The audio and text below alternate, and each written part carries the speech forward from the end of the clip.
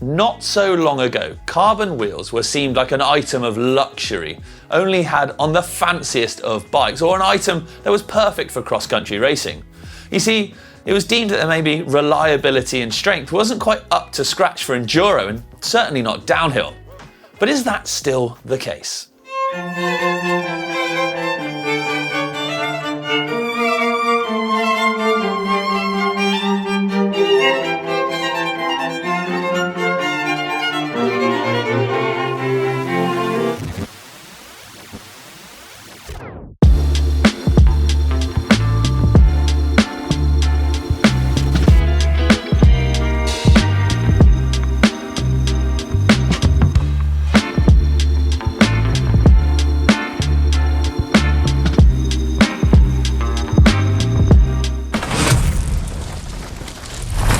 Over recent years, the development in sort of strength and the cost of carbon wheels has been on a huge upward trajectory. Now, don't get me wrong, a carbon wheel set isn't going to be in the same price range as an aluminium wheel set, and when it comes to strength, you no longer have to shy away from those rock gardens and horrible bits of trail that would have made you wince and made your bank balance go, oof, no thanks, before.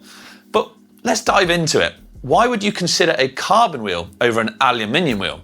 Well, for that, it's over to Blake.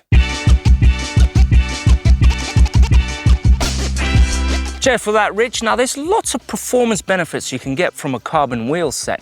Now, here on the channel, we are proudly sponsored by FSA, and we're going to be using their brand new Gradient i30 carbon wheel set as an example. They are designed to take on the abuse from downhill and enduro riding. A great example for what a modern carbon wheel set looks like.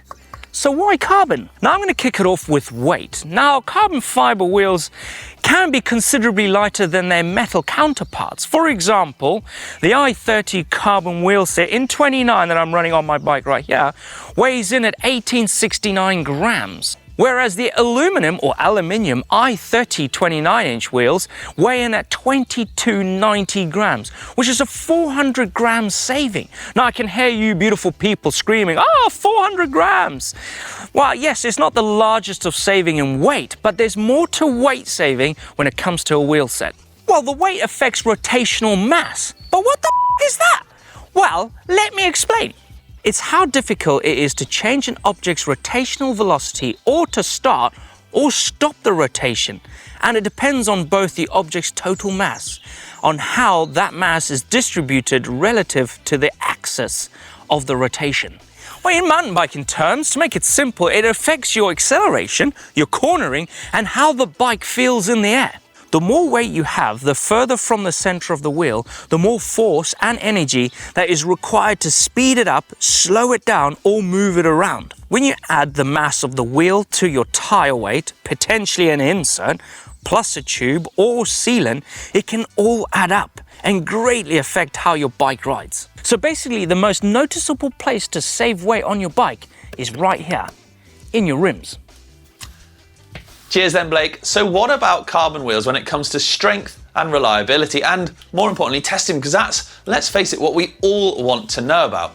Well, to try and create a standardized test across the board, the American Society for Testing and Materials, or ASTM, came up with a riding scale ranging from 1 through to 5, 1 being the mellowest of riding and 5 being the utmost gnarliest of riding. So now we have a standard to aim for. In a rim design, you can alter and it can be designed specifically for its purpose.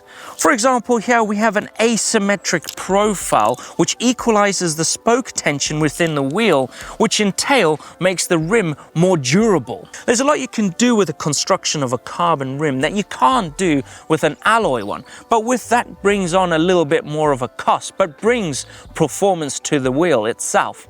Now, if you're not into all of that, then a good alloy wheel is the one for you. But if you're looking for the next level of performance, then the carbon one is the one to go for. These wheels then, with their asymmetric design, score a 5 on that ASTM scale, meaning they are rated for the hardest use, that enduro and downhill. And if you're looking for a similar wheel set, where you want to put it through the same kind of riding, I'd certainly recommend looking for something with that 5 rating. To achieve that then, obviously FSA and many other brands will put their wheels through all sorts of rigorous testing, tests like these in fact. Torsional tests, which apply torque to the wheel, then measure how well it maintains its shape and performance under rotational stresses. A fatigue test to evaluate how the wheel performs under repetitive stress. The notorious impact test, where they drop a weight onto the wheel and see what the damage is. Usually this is done with a force of 40 joules. FSA thought, nah, we can do that, let's do it at 90. And the wheels survived. On top of that, to increase rim strength, manufacturers will often add or remove carbon depending on whether it's needed or not in certain areas. Now, sidewalls is always a tricky one when it comes to carbon wheels. Obviously, they want to be strong and tough because this is often an area that can fail, be it from impacts, but also to help avoid pinch punctures and tears, things like that. Now, what FSA have done is actually made their sidewalls thicker, 3.5 mil in fact. If this was an aluminium wheel and you made sidewalls that thick, there'd be a definite weight penalty to pay for. However, carbon doesn't obviously have that same weight to it, so you can kind of get away with it. Finally then, tests are done on spoke and rim strength, plus exposure to the elements. In this instance, the spokes are put under a huge amount of load, 150 kilograms in fact. And what this does is expose any potential weaknesses in the spokes themselves or where they pop through the rim.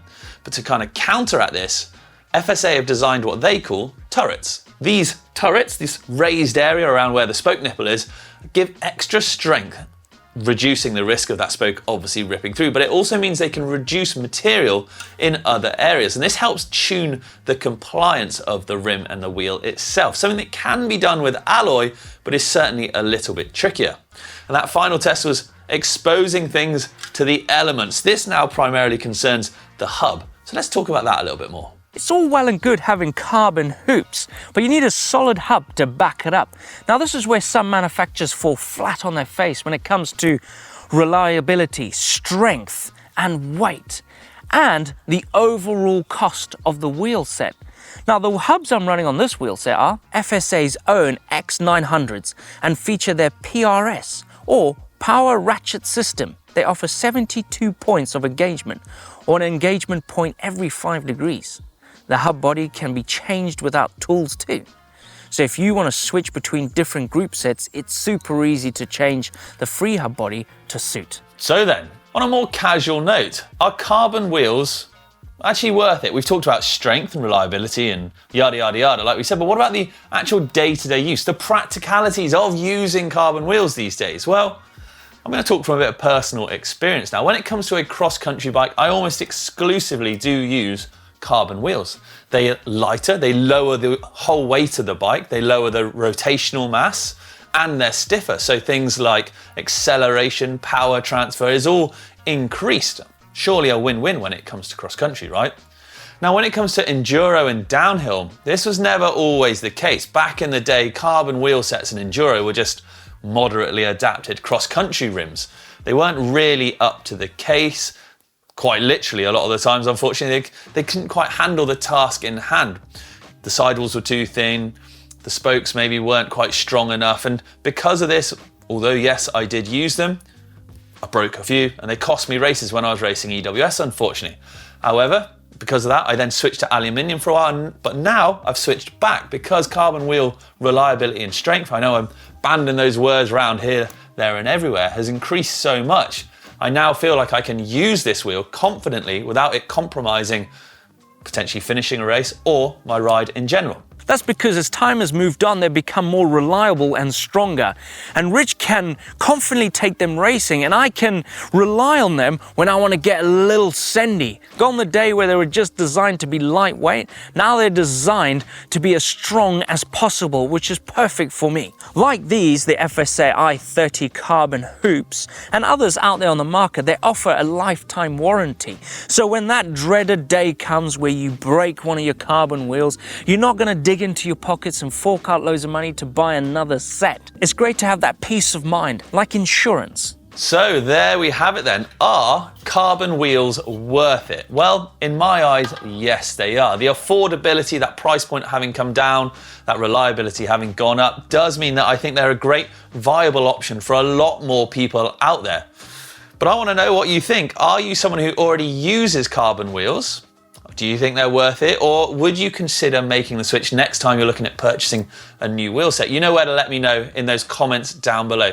Thank you very much for watching, everybody. From myself and Blake, we'll catch you next time.